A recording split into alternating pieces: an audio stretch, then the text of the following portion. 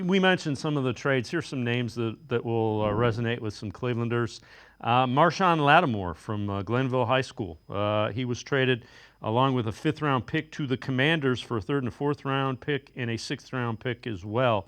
So Marshawn Lattimore headed to the Commanders to try to beef up that secondary. Pittsburgh, they're trading a fifth-round pick to get a big wide receiver. He goes to the Jets, the fifth-round pick, and they get Mike Williams. So that one's an interesting one. Ravens, we saw how bad their secondary was. Well, they tried to address that. They traded basically seventh-round pick swaps in 26 and 27, and they get Tre'Davious White, who's a pretty good cornerback.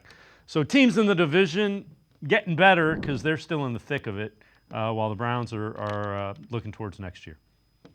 That Tre'Davious White one was interesting to me because like they basically the value on Tre'Davious White was so bad that you had to add in like a seventh round pick just to move him. I thought that was kind of crazy, and all you got back was a seventh round pick. So yeah, and obviously two of those impact the Browns directly because they're in the division. Steelers getting Mike Williams. We know they've been in the market ever since the preseason and the Brandon Ayuk trade rumors, trying to get a receiver to go opposite of George Pickens. So I wasn't surprised that they finally pulled the trigger on something.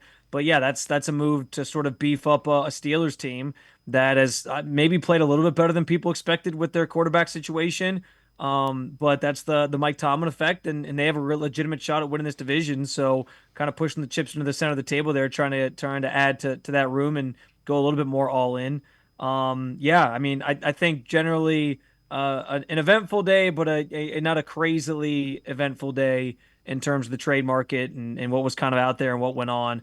But yeah, I think there was the trades within the division certainly make some for some interesting storylines here moving forward throughout the rest of the season.